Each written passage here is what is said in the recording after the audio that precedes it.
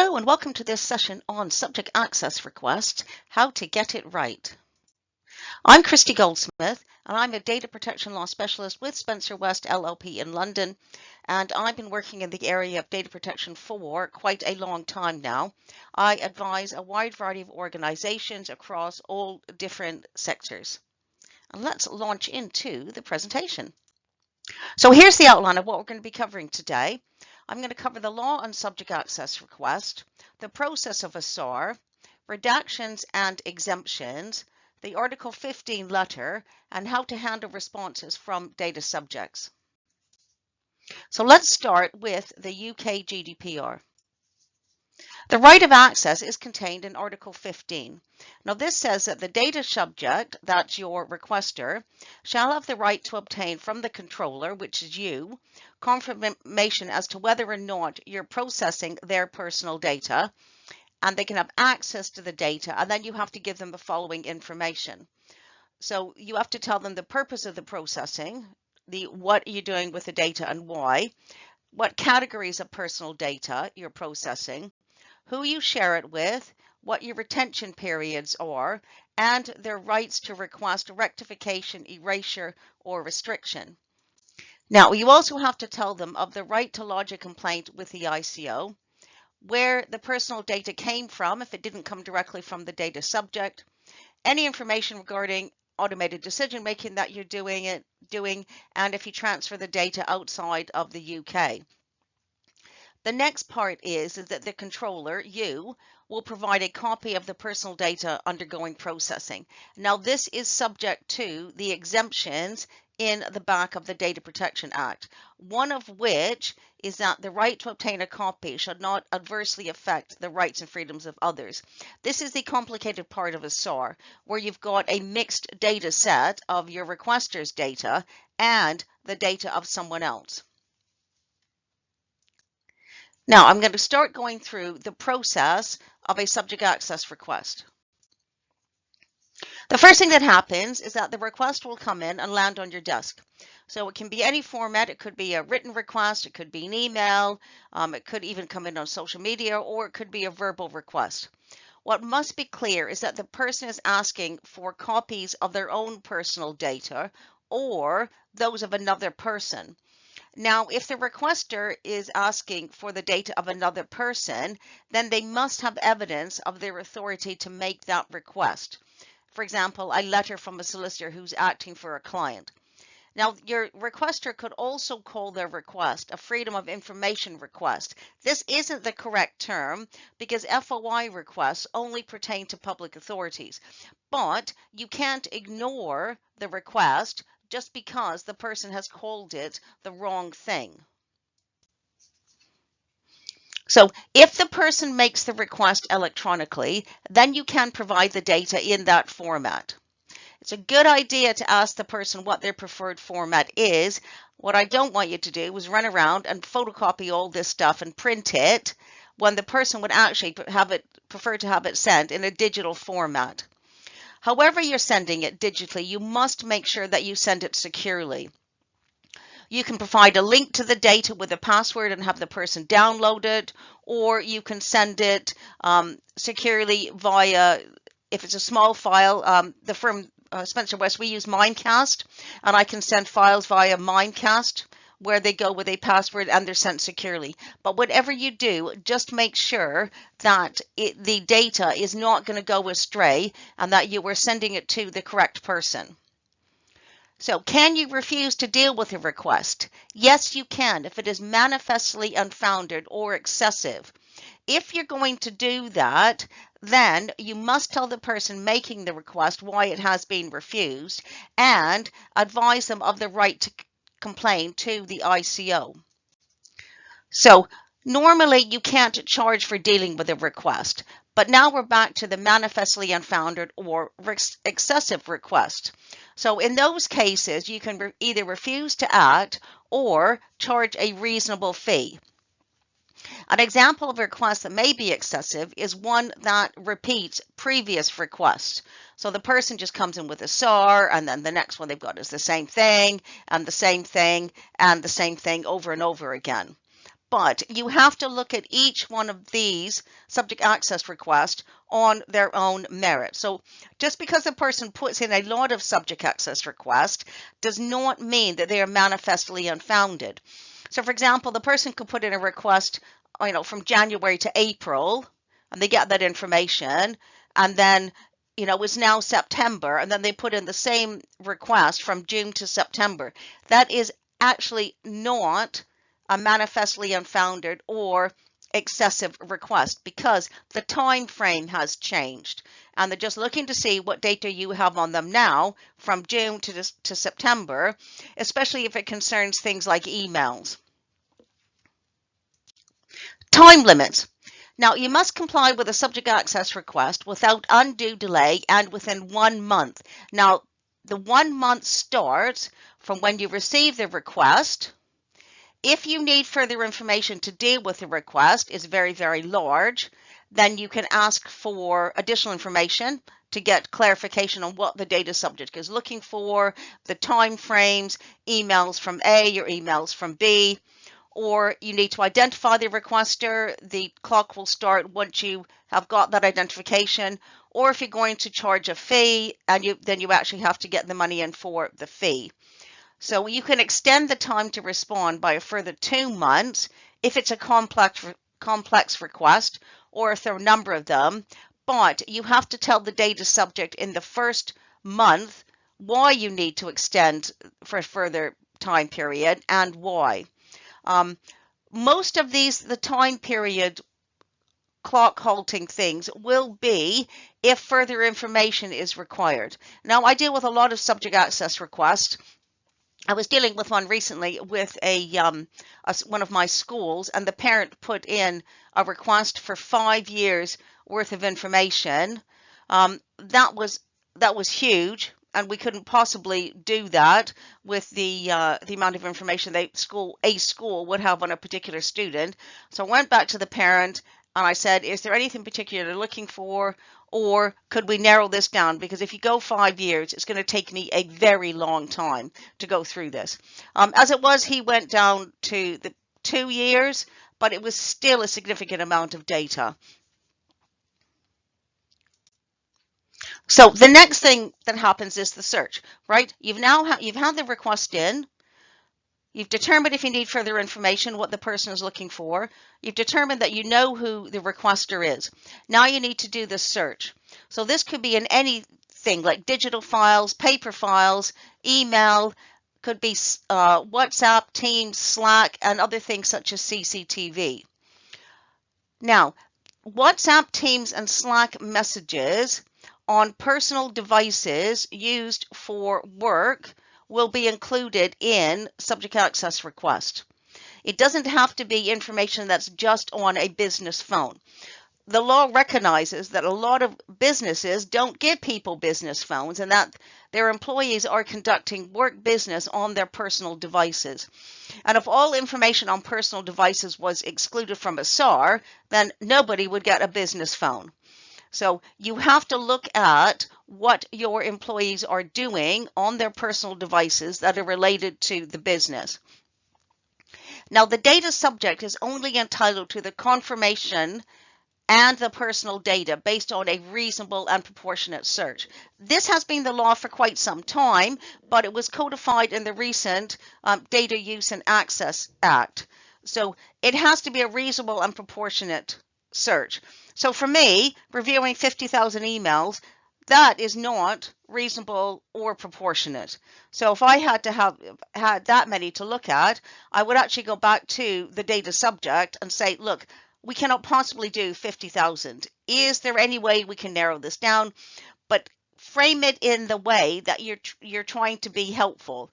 We are trying to get you the information that you want. Can you help us find what you are looking for? All right? Don't frame it as if it is a real problem for the organization, but in a way that you are trying to assist the data subject so that you can find what they're looking for. Now you've got the search done. You've found the information. A lot of it is going to be in emails, and that is the biggest problem, is because nobody deletes emails. Digital files tend to be fine. WhatsApp, Slack, Teams messages, that's not such a problem. CCTV could be, but you'd have to pixelate out other people. Now, the next thing that happens is once you've got your bucket of information, is you have to do the redactions and exemptions. So, what are these? The exemptions are data that you don't have to disclose to the individual. There are a number of them, and they are all in the schedules in the back of the Data Protection Act. So examples for our purposes are legal professional privilege, management forecasting, or protection of the rights of others. Now, it's also worthwhile to keep in mind that what you're looking for is the personal data of the requester. They don't get business data or the data of other people. So if you have an email that your requester wrote, but it's all about business data, it has nothing to do with them, then your person does not get that email. What you have to tell them is that there were a significant number of emails that you had your name on, but what was in them was not your personal data. Now, redactions, or the removing or blacking out of data so that the data subject can't see what you have actually taken out. So, one of the most difficult redactions is third-party data sets. So, you don't have to disclose information to the data subject if the data identifies another person. If that's the case, you can go two ways. You either disclose with consent or assess if it's reasonable to disclose the information without the consent of the other person. So disclosing with consent is quite easy. Obviously, you go off to the other individual and you say, individual A wants this personal data. It contains your information. Do you consent or do you not consent? But the disclosure without consent is more difficult because you have to determine if it's reasonable to disclose the data without the consent of the other individual. So there's a test to do that. So you look at the type of information that would be disclosed.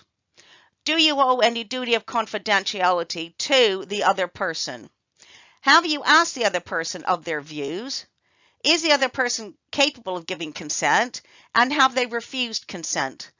This is the test, and it can be difficult, and it has to be done on each document or data set that contains the information of your requester and that of a third person.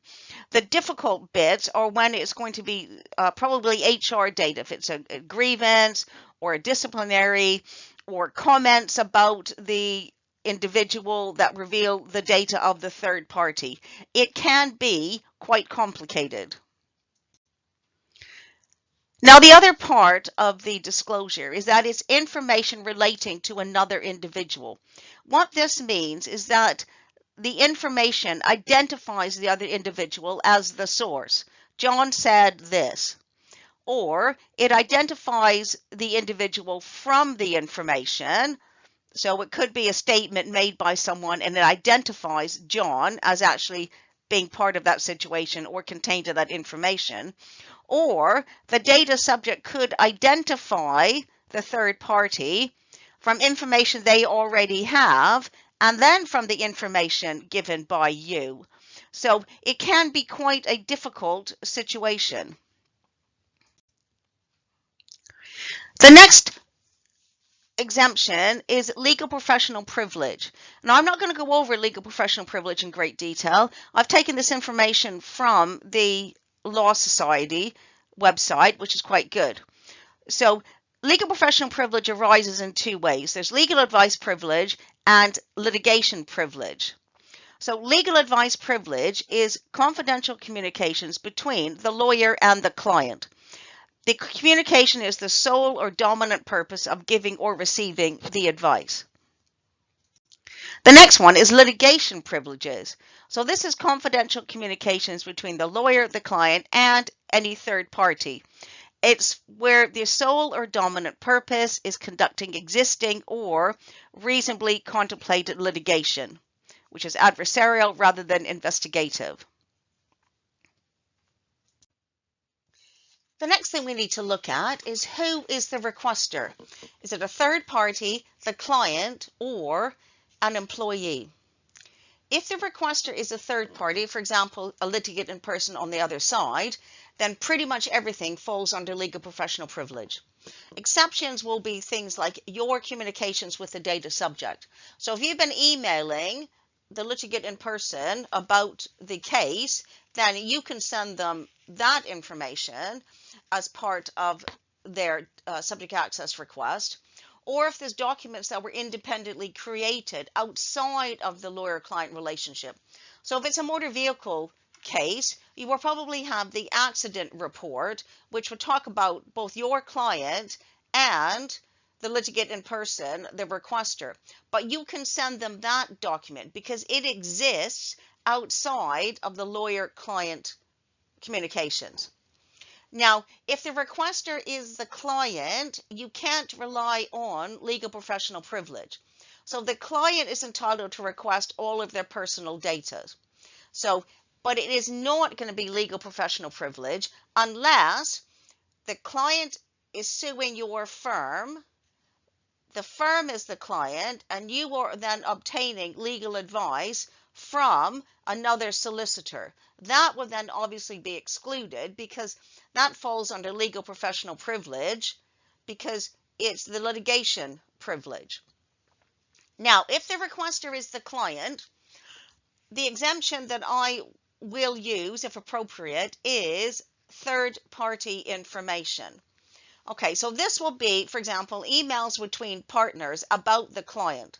So all kind of, the back and forth about what a difficult person this is, etc., about the client will go into a subject access request unless they fall within the third party exemption. Now, I'm going to use an example to explain this.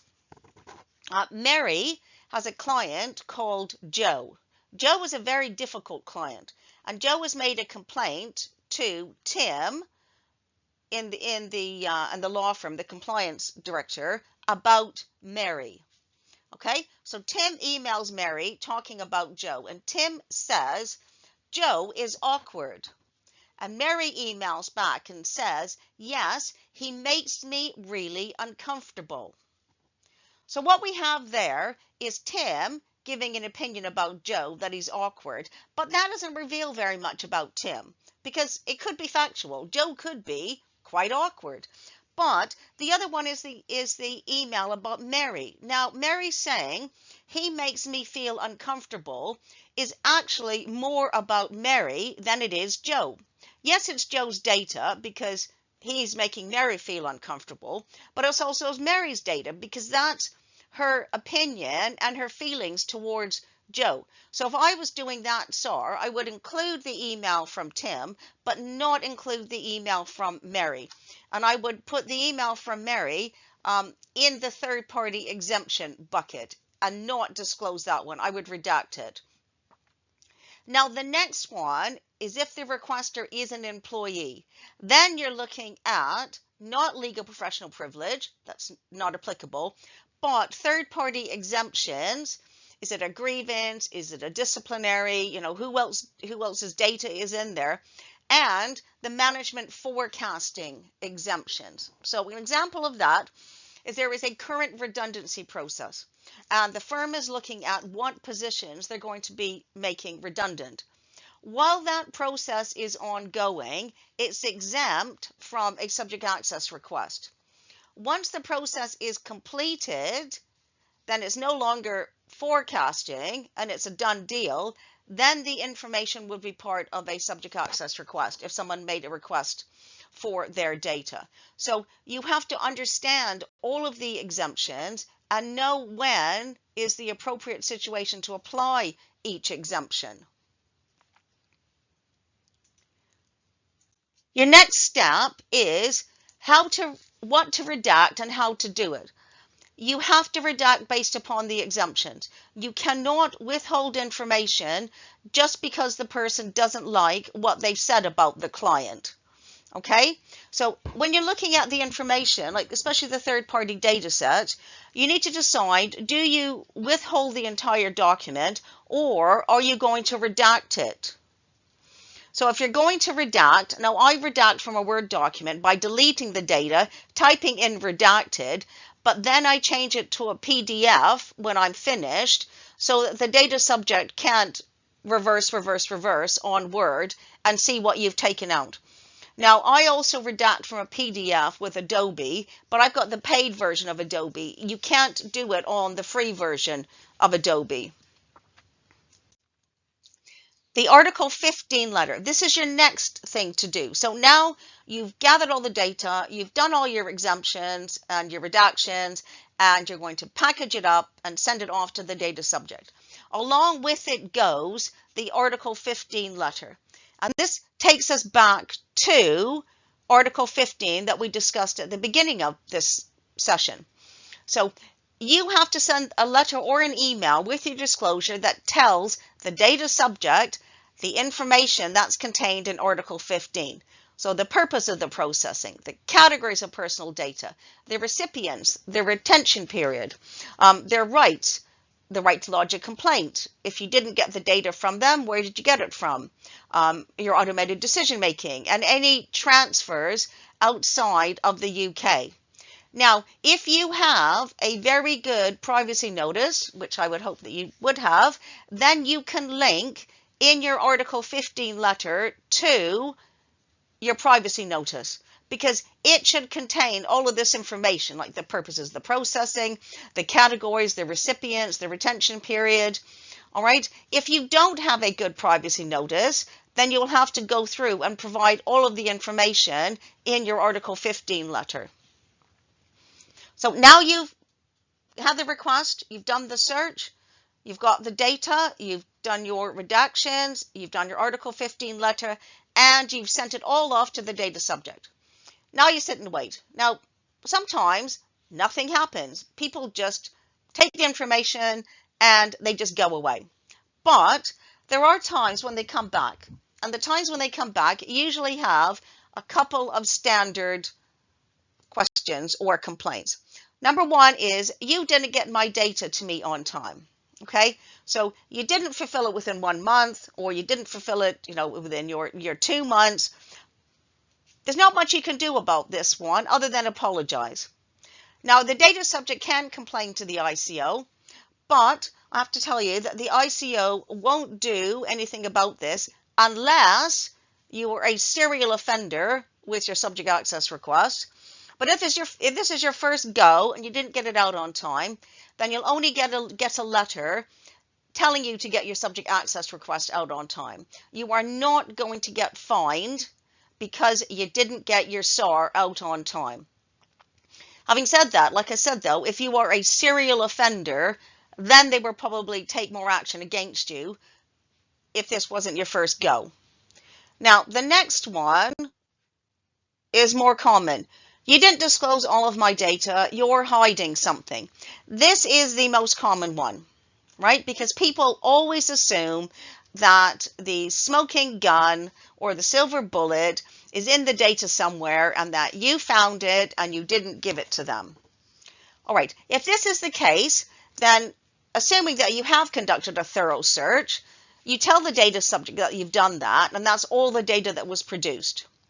If documents are withheld because they contain the data of others, then tell them that. And the same if the document was redacted. You don't need to list the type of document because that may reveal the information that was in it. And obviously you don't tell them what information was withheld. But you tell them that information was redacted or withheld, and this is the exemption. Now, I've had several times, actually, a data subject wanting the unredacted document so that they can see what I have redacted and check it. So obviously the answer to that is no. Now, I only go back and forth with a data subject maybe twice on one of these, because they're just going to keep telling you, oh no, you're hiding something, and you're just going to keep saying no. So the last sentence there, that's my general response. Sorry you're unhappy. We consider the matter closed and you can write to the ICO. Generally, I would actually rather deal with the ICO than I would with an unhappy data subject. And like I said, there is no point in keep going back and forth, and back and forth all of the time. So I'm going to have a summary on what we have covered today. We've covered the law on subject access request, the process for handling a subject access request, how to do redactions and examples of what to redact and how, what to put in your Article 15 letter, and how to respond to the data subject. These are the details for Spencer West. If you have any need for advice regarding data protection, then I would be quite happy to assist you. We are a full service law firm, so if there's anything else that you think you might need, then please get in touch. Thank you very much.